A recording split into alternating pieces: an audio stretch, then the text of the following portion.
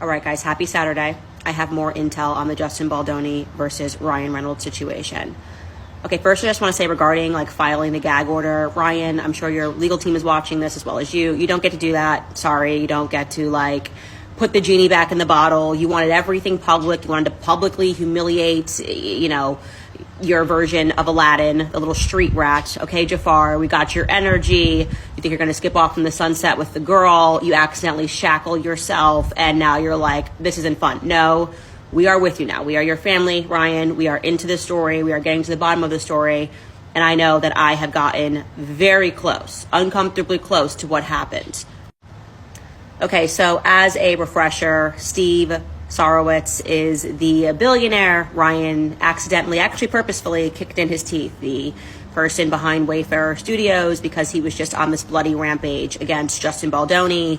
General rule of life, you don't have to follow my philosophies, you don't have to take advice from me, but I think it is good advice to say you do not pick a fight with a billionaire that you cannot win. Meaning when you are plainly in the wrong, as Ryan Reynolds is, you just don't pick that fight. Maybe he didn't pay attention, he didn't care. He was like, I won, Justin Baldoni's out of Endeavor. And he didn't realize that he had completely walked him and Blake into the lion's den. But not a good idea to just kick in the teeth of a billionaire because you're jealous, okay? Just like that's a good starting point. Just to put into perspective for you, like the difference between Ryan Reynolds, who's quite rich, who's like worth $300 million, and somebody like Steve Sarowitz, who is trying to give away $1 billion. Like if they were golfing together and had a casual bet and they were like, oh, Celtics tonight, how much do you want to bet the Celtics will win? Steve could look over at Ryan and say, let's bet your entire net worth. Like that's the kind of money that we're talking about. And again, principally, Steve Sarowitz is completely correct. Like he's going to win this. So Taylor Swift is not going to back this lawsuit. There's nobody, no matter how many friends they have in Hollywood, that's going to be willing to just burn money to come to the aid of their jealous friend. That's not happening. So I got all of these emails over the last couple of days from people who were insiders. I mean, including like family insiders, as in people who were like, yes, I've been at Blake Lively's father's house in Utah multiple times. Like obviously I would not even know her father had a house in Utah, and I've been with them, I've been around them, and yes, Ryan is controlling. I've had exes that are messaging me. Yes, Ryan is exceedingly controlling. Obviously we've established that fact just by looking at his history, that Ryan is, his personality type is he likes to be in full and complete control, okay? I'm telling you that for a reason, reminding you of that for a reason. People who like to be in that extreme amount of control, when they look at the tapestry of their life and someone unexpectedly pulls at a thread, they lose their effing minds, okay? They don't see it coming, everything's great, it's perfect, and someone tugs at a thread and they just go like, I gotta go crazy here to correct course. So I get a message yesterday from somebody who's like inside. And they say, Candace, I don't know you, but I'm letting you know you are very close. You're missing just 5% of this story. Just 5%. I checked, make sure yes, this person's on the inside. So I'm missing 5% of the story. And I like to get 100%. I really do. So I start thinking, I say to my husband, like, I think the part I'm missing is what set off the cannon, right? What sparked the cannon here?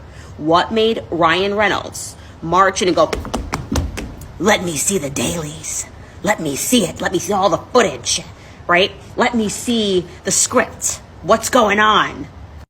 So I start going crazy. I'm just like, what is it? Like, what did I miss? There had to have been a spark. Like, this couldn't, like, something happened that made Ryan go to set that day, demanding to see the dailies, and then having this alleged argument with Blake Lively in the trailer that transformed what was just supposed to be a movie set to suddenly Ryan wanting to own the entire thing. So I'm on a walk with my husband yesterday, and I'm like, what made Ryan want to see the dailies? And my husband's like, I don't care about this at all, not even a little bit. And I'm like, I hate how straight you are sometimes, because I need to talk about this. Like, this really is our Roman Empire. And I'm just like racking my brain. I start texting my girlfriends, all two of them. And I'm like, what am I missing? I'm like, maybe he saw a text message on Blake's phone, like maybe she texted Taylor Swift and said like, I haven't felt like this in years, and like they're filming stuff. Like it had to have been something that made him come completely undone like that, where like he suddenly thought that he was going to lose his wife. And then a Deadpool fan who knows nobody involved gave me a very, I guess a good instinct, a better instinct of what to sniff out here, okay? The Deadpool fan says, oh my gosh, this is so funny. They're just commenting on my podcast episode. And they're like, oh my gosh, it's so funny because I remember this scene. They're referring to the scene, I'll post it next, where Ryan just explicitly kind of spells out the lawsuit. And they were like, it was weird because the script didn't make any sense. And he's suddenly saying like, oh, feminist and this and that. And now we know that this is how Ryan lets out his anger. He just puts the person that he hates in the script and actually leaves his audiences lost because they don't know that he's doing that or why he's talking about feminism and his wife losing baby weight. So that is what the fan said. Like, finally this scene makes sense. It was weird. It didn't belong in the film. Who are you? Oh, I'm Deadpool. And I guess you're Deadpool too. But in here everybody calls me Nice Pool. Oh my goodness, wait till you see Lady Pool. She is gorgeous. She just had a baby too and can't even tell. I don't think you're supposed to say that. That's okay. I identify as a feminist. Right. Okay, now why is that important? Because what it lets us know is that Ryan doesn't even care about the movie script when he gets angry. He gets so angry that he just puts explicitly what it is that he wants to say to the person that he's angry at, right? So he's just talking to Justin Baldoni there. He's just making fun of Justin Baldoni. And this is a major clue because there's another scene in which the script doesn't really make sense. And this is Ryan, who's now inserted himself into promos. And now let's revisit what Ryan says in this bizarre little script, because it's him speaking, although he's speaking to Brandon Sklenar, he is speaking to Justin Baldoni. Okay. Oh, God. This is cool. It's not every day the husband gets to interview his wife's love interest in a film. It's kind of crazy.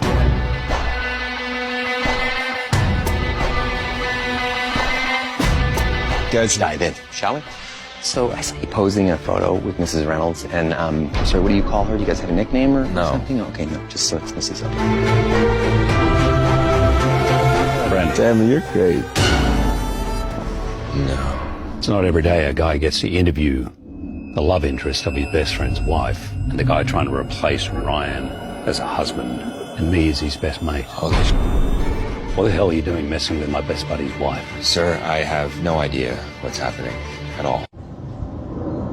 Guys, I'm thinking this ain't a script. I'm thinking this is exactly what he wanted to say to Justin Baldoni.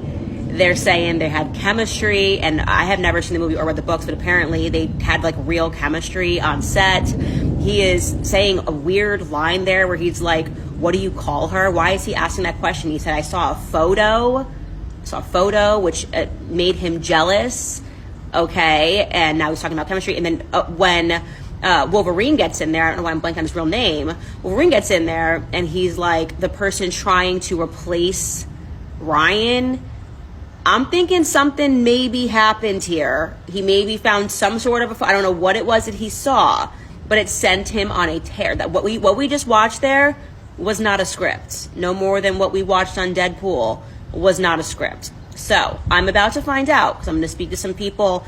I'm now on the inside. I think the missing piece of this is in that script, okay?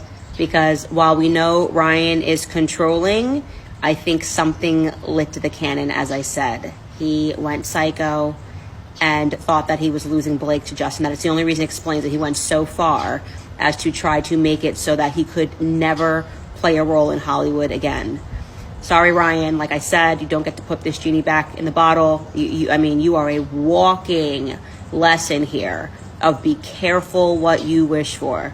We're going with you. We will be with you to the very end of this thing. And I think it's going to end with me, because I know I'm 95% of the way there. And now I'm sniffing around and I'm realizing some things. So I'll update you guys once I have these conversations. Wait, OMG.